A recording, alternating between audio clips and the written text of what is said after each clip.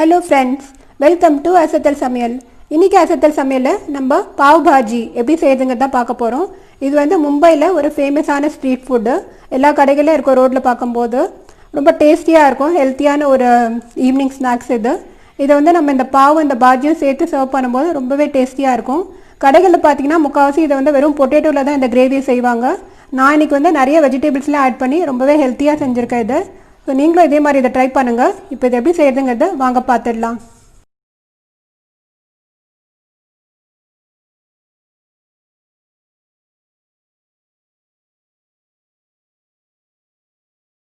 இப்போ இந்த பாவ் பாஜி செய்யறதுக்கு நான் இங்கே கொஞ்சம் வெஜிடபிள்ஸ்லாம் எடுத்து வச்சுருக்கேன். அது என்னென்னு முதல்ல பார்த்துடலாம். இங்கே வந்து ஒரு 2 பெரிய உருளைக்கிழங்கு இந்த மாதிரி தோல்லாம் நீக்கிட்ட பொடியாக கட் பண்ணி வச்சுருக்கேன். சின்னதாக இருந்தால் 3 எடுத்துக்கோங்க. ஒரு கேரட் இந்த மாதிரி ரஃபாக சாப் பண்ணி வச்சுருக்கேன்.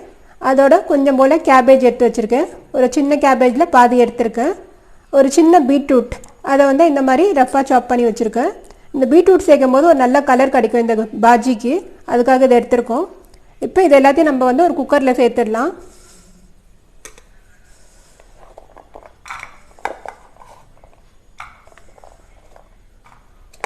இப்போ இந்த வெஜிடபிள்ஸ்லாம் குக்கரில் சேர்த்தாச்சு.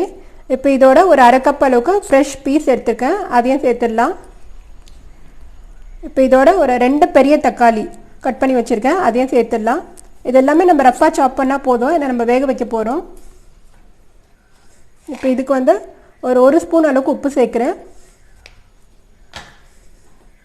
இப்போ இதோட வந்து ஒரு 1 கிளாஸ் அளவுக்கு தண்ணி சேர்க்குறேன். தண்ணி ரொம்ப நிறைய சேர்த்துடாதீங்க. இப்போ வந்து இது ஒரு மூடி போட்டு நம்ம ஒரு 3 விசிலுக்கு வேக வச்சு எடுத்துடலாம். இப்போ ஒரு 3-4 விசில் வந்ததுக்கப்புறம் நான் கேஸ் ஆஃப் பண்ணிட்டேன். ப்ரெஷரும் ரிலீஸ் ஆகிடுச்சு. இப்போ நம்ம திறந்து பார்த்துடலாம். இப்போ இதை வந்து ஒரு கரண்டி வச்சு நம்ம நல்லா இந்த மாதிரி மேஷ் பண்ணி விட்டுக்கலாம். இல்லை உங்ககிட்ட மேஷர் இருந்ததுன்னா நீங்கள் அதை வச்சு கூட நல்லா இந்த மாதிரி இதை மேஷ் பண்ணிக்கலாம். இந்த காய்கறியெல்லாம் ஃபுல்லாக மேஷ் ஆகணும்.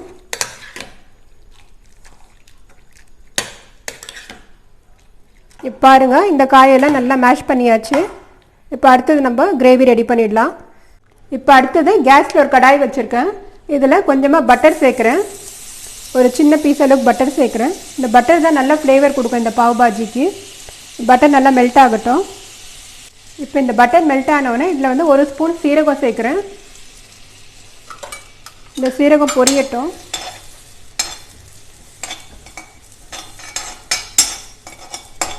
இப்போ இதில் 2 வெங்காயம் வந்து பொடியாக கட் பண்ணி வச்சுருக்கேன். 2 பெரிய சைஸ் வெங்காயம் எடுத்திருக்கேன். அதை நல்லா பொடியாக கட் பண்ணி வச்சுருக்கேன். அதையும் சேர்த்துடலாம். அதை சேர்த்து நல்லா வதக்கி விட்டுடலாம்.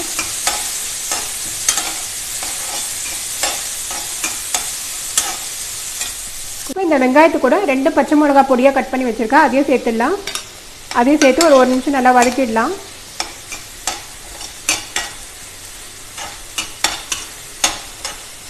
இப்போ இந்த வெங்காயம் ஓரளவுக்கு வதங்கினோடனே இதில் வந்து 1 டீஸ்பூன் அளவுக்கு இஞ்சி பூண்டு பேஸ்ட் சேர்க்குறேன். அதையும் சேர்த்து அதோட ரா ஸ்மெல் போகிற வரைக்கும் ஒரு 1 நிமிஷம் நல்லா வதக்கிடலாம்.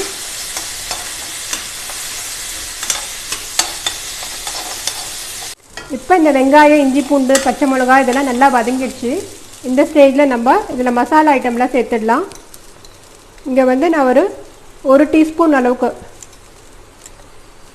நீங்கள் இன்னும் கொஞ்சம் காரம் வேணும்னா 1.5 டீஸ்பூன் கூட சேர்த்துக்கலாம், காஷ்மீரி ரெட் சில்லி பவுடர் சேர்த்துருக்கேன். இப்போ இந்த ரெட் சில்லி கூட பாவ் பாஜி மசாலா சேர்க்குறேன். இது வந்து கடையில் ரெடிமேடாக கிடைக்கூடிய பாவ் பாஜி மசாலா. இதை வந்து ஒரு 2 ஸ்பூன் அளவுக்கு சேர்க்குறேன். இதையும் சேர்த்து நல்லா கலந்து விட்டுடலாம். உங்ககிட்ட காஷ்மீரி சில்லி இல்லைன்னா நீங்கள் நார்மல் ரெட் சில்லி கூட 1 ஸ்பூன் யூஸ் பண்ணிக்கலாம். இப்போ இதில் கொஞ்சமாக தண்ணி சேர்க்குறேன். தண்ணி சேர்த்து எல்லாத்தையும் நல்லா ஒரு வாட்டி கலந்து விட்டுடலாம்.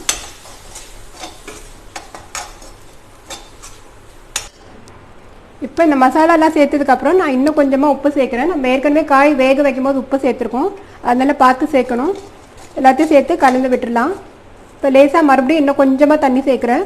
தண்ணி நிறைய சேர்த்துக்கூடாது.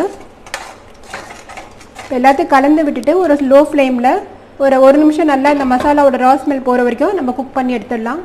இப்போ ஒரு 1 நிமிஷம் ஆயிடுச்சு, நம்ம திறந்து பார்த்துடலாம். இப்போ இந்த மசாலாலாம் நல்லா குக் ஆகிடுச்சு. இந்த ஸ்டேஜில் நம்ம வந்து வேக வச்சு வச்சுருக்கிற இந்த காயெல்லாம் வந்து இதில் சேர்த்துடலாம். இது அப்படியே அந்த தண்ணியோடு சேர்த்துருங்க.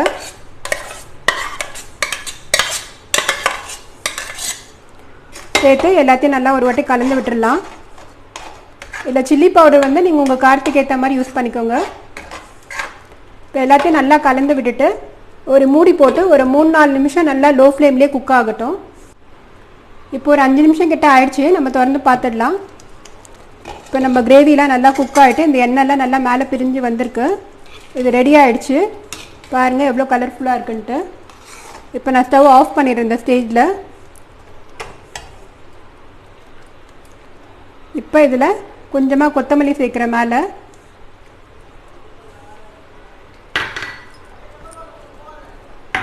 அது கூட ஒரு டீஸ்பூன் அளவுக்கு கசூரி மேத்தி. இதை வந்து நல்லா இந்த மாதிரி க்ரஷ் பண்ணிவிட்டு இதையும் மேலே சேர்த்துடலாம். இது ஒரு நல்ல ஃப்ளேவர் கொடுக்கும் இந்த டிஷ்க்கு. இப்போ கடைசியாக இதில் லெமனோட ஜூஸ், ஒரு ½ லெமனோட ஜூஸ் ஆட் பண்ணுறேன். இது இந்த காரத்தை நல்லா பேலன்ஸ் பண்ணும். இப்போ எல்லாம் சேர்த்து நல்லா மிக்ஸ் பண்ணி விட்டுடலாம். இப்போ நம்மளோட பாஜி ரெடி ஆகிடுச்சு. அடுத்தது நம்ம பாவ் ரெடி பண்ணணும். இப்போ அடுத்தது நான் கேஸில் ஒரு தவா வச்சுருக்கேன். இந்த தவா சூடாகட்டும். இங்கே வந்து நான் பாவ் பாஜியோட அந்த பாவ் எடுத்திருக்கேன். பாவ் பன் இது கடைகளெல்லாம் உங்களுக்கு ரெடிமேடாகவே கிடைக்கும். இதை வந்து நான் 2 ஹாஃபாக இந்த மாதிரி கட் பண்ணி வச்சுருக்கேன். இப்போ தவா சூடானதும் இதில் கொஞ்சமாக பட்டர் சேர்க்குறேன். இந்த பட்டர் மெல்ட் ஆகட்டும். இப்போ இதில் லேசாக காஷ்மீரி சில்லி பவுடர் கொஞ்சமாக சேர்க்குறேன். அதோட கொஞ்சம் போல் கொத்தமல்லி சேர்க்குறேன். இதெல்லாம் லோ ஃப்ளேமில் வச்சு இதை லைட்டாக இந்த மாதிரி சாட்டே பண்ணிடலாம். இதோட ஒரு ஸ்பூன் போல் நம்ம செஞ்சு வச்சுருக்கிற அந்த பாஜி அதையும் சேர்க்குறேன். அதையும் சேர்த்து நல்லா இந்த மாதிரி மிக்ஸ் பண்ணி விட்டுடலாம். இதெல்லாமே லோ ஃப்ளேமில் தான் பண்ணணும். இது பண்ணதுக்கப்புறமா நம்மளோட பாவை எடுத்து இதில் வச்சு இந்த மாதிரி 1 நிமிஷம் நல்லா டோஸ்ட் பண்ணி எடுத்துடலாம்.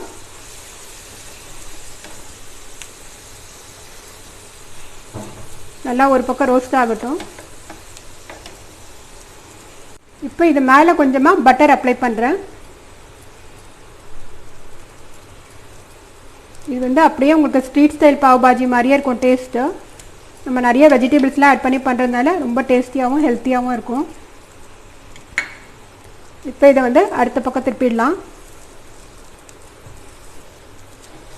நல்லா எல்லா பக்கமும் இந்த மசாலா படுற மாதிரி ரோஸ்ட் பண்ணி எடுத்துடலாம். இப்போ நல்லா 2 பக்கமும் டோஸ்ட் ஆகிடுச்சு. இது இப்போ ஒரு பிளேட்டில் எடுத்துடலாம். இப்போ அடுத்தது இது எப்படி சர்வ் பண்ணுறதுங்கிறது பார்த்துடலாம். இப்போ நம்மளோட பாவும் ரெடி ஆகிடுச்சு. அதுக்கான பாஜியும் ரெடி ஆகிடுச்சு. இப்போ இதை நம்ம சர்வ் பண்ணிடலாம். ஃபஸ்ட்டு கொஞ்சம் ஆனியன் வைக்கிறேன். அது கூட கொஞ்சம் போல் லெமன். அதோடு நம்ம செஞ்சு வச்சுருக்கிற இந்த பாஜியை சர்வ் பண்ணிடலாம். இது கலரே பாருங்களேன் அவ்வளோ அட்ராக்டிவாக இருக்குது. டேஸ்ட்டும் ரொம்ப நல்லாயிருக்கும். இப்போ இங்கே வந்து நம்ம செஞ்சு வச்சுருக்கிற இந்த பாவை கடைசியாக இதில் கொஞ்சம் போல் இந்த பட்டரோடு சர்வ் பண்ணிங்கன்னா இதோட டேஸ்ட்டே ரொம்ப நல்லா இருக்குங்க. இதை ஒரு ஈவினிங் ஸ்நாக்ஸாக நீங்கள் செஞ்சு கொடுத்தீங்கன்னா குழந்தைங்களாம் கண்டிப்பாக விரும்பி சாப்பிடுவாங்க. நீங்களும் இதே மாதிரி ட்ரை பண்ணி பாருங்கள். ட்ரை பண்ணி பார்த்துட்டு எப்படி வந்ததுங்கிறது உங்கள் ஃபீட்பேக்கை சொல்லுங்கள். உங்களுக்கு இந்த வீடியோ பிடிச்சிருந்தா லைக் பண்ணுங்கள், ஷேர் பண்ணுங்கள், மறக்காமல் நம்ம சேனலுக்கு சப்ஸ்கிரைப் பண்ணுங்கள். மீண்டும் இன்னொரு வீடியோவில் உங்களை சந்திக்கும் வரை பை ஃப்ரம் ராஜி.